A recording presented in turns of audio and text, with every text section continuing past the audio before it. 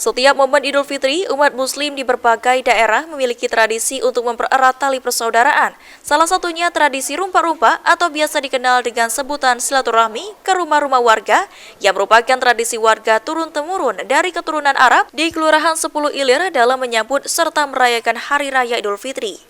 Panitia tradisi rupa-rupa Abdullah Farhan mengatakan pelaksanaan tradisi ini dimulai usai pelaksanaan sholat Idul Fitri secara berjamaah di musola, khususnya di musola Al-Kautsar 10 Ilir.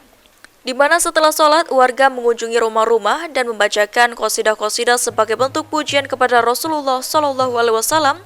Setelah itu ditutup dengan doa bersama.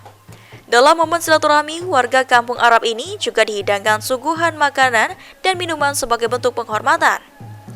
Ditambahkan Abdullah Farhan, di beberapa rumah seringkali diadakan prosesi pemberian nama anak atau tasmiyah serta pembacaan Maulid Nabi hingga marawisan bersama. Jadi ini tradisi biasanya dimulai dari kita sholat berjamaah Idul Fitri. Sholat Idul Fitri berjamaah di musola masing-masing, khususnya kita di musola Al-Kautsar 10 Ilir Palembang. Ya. Setelah kita sholat, kita dijamu dengan makanan dan minuman. Kemudian dari situ kita jalan mampir-mampir dari rumah ke rumah.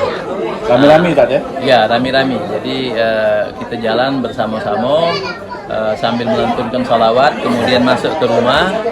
Dalam rumah itu kita kita baca qasidah-qasidah, pujian-pujian untuk Rasulullah untuk menampakkan kegembiraan kita atas Idul Fitri. Dan kemudian dari situ kita baca Fatihah untuk arwah-arwah orang yang ada di rumah tersebut, kemudian membaca doa. Dan itu pun kita dijamu dengan sajian-sajian. Lebih dari sekadar tradisi, rumpa-rumpa memiliki makna yang mendalam dalam mempererat tali silaturahmi, meningkatkan persaudaraan, serta saling mendoakan satu sama lain. Lutfi Pal TV.